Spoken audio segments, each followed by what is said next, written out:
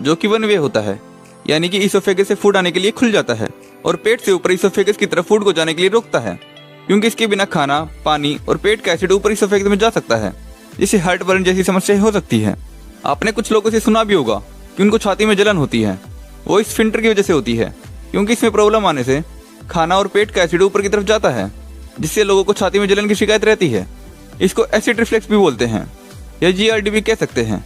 देखो, अब जो ये देख रहे हो ये हमारा पेट है और हमारे पेट में होता है एसिड, जिसे हाइड्रोक्लोरिक एसिड भी कहते हैं।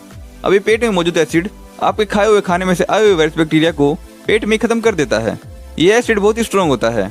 इस एसिड में खाया हुआ खाना बिल्कुल ही ब्रेक डाउन हो जाता है, यानी कि वो काइम बन जाता है, जिसे आप पेस्ट भी बोल सकते हो।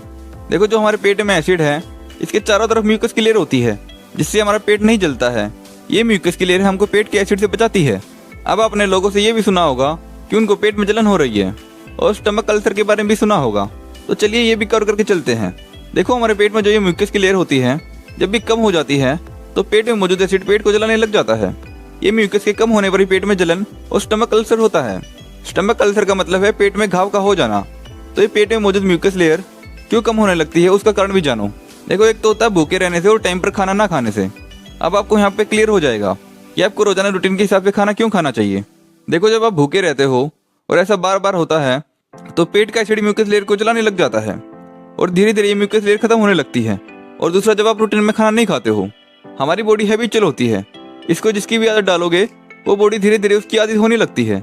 नॉर्मली हमारे पेट में 15% एसिड मौजूद होता है और बाकी का 85% खाने को देखकर और खाना खाते ही बॉडी 85% हाइड्रोक्लोरिक एसिड को पेट में रिलीज कर देती है। तो जब आप रूटीन में शाम 7 बजे डिनर करते हो तो बॉडी को इस चीज़ की आदत होती है और बॉडी डेली 7 बजे के आसपास एसिड को रिलीज कर देती है। तो अगर आपने उस टाइम खाना नहीं खाया है तो वो एसिड पेट में पड़ा रहेगा और म्यूकस लेयर को जलाने लग जाएगा। ये सब एक दिन में नहीं होता है, ये सब धीरे धीरे आदत खराब होने पर होने लग जाता है। और आपने नोटिस भी किया होगा कि जिस दिन आप डेली रूटीन के हिसाब से खाना नहीं खाते हो तो उस दिन आपका खाना ठीक से नहीं पचता है और आपको गैस बनने लग जाती है।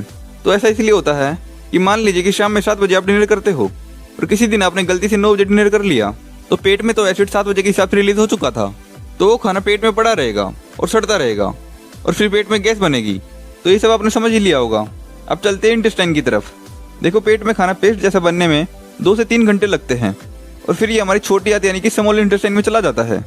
जब ये काइम स्मॉल इंटेस्टाइन में जाता है तो लीवर द्वारा बनाया हुआ बाइल जूस गोल ब्लैडर में स्टोर होता है, तो गोल ब्लैडर उस बाइल जूस को छोड़ देता है।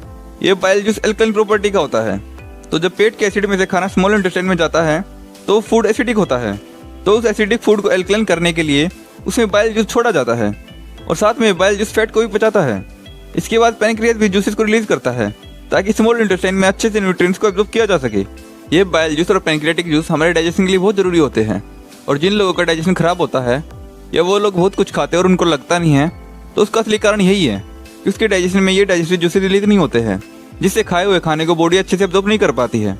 देखो, हमारी छोटी आंत करीबन 22 फीट की होती है और इसको 3 पार्ट्स में डिवाइड किया गया है। पहला है ड्यूडेनम, दूसरा जेजुनम और तीसरा एलियम। इनमें हमारे खाए हुए खाने से न्यूट्रिशन को एब्जॉर्ब किया जाता है। इन तीनों पार्ट्स में अलग अलग न्यूट्रिएंट्स को बॉडी में एब्जॉर्ब किया जाता है। हमारी छोटी आंत की चौड़ाई हमारे हाथ की उंगली जितनी चौड़ी होती है और इसके अंदर विलाई होती है जो खाने को एब्जॉर्ब करके न्यूट्रिशन को ब्लड में भेज देती है। और ब्लड में हमारे रेड ब्लड सेल्स होती हैं और ब्लड में मौजूद red blood cells in nutrition को बॉडी के हर एक सेल तक पहुंचा देती है, जिससे हमारी बॉडी को एनर्जी मिलती है।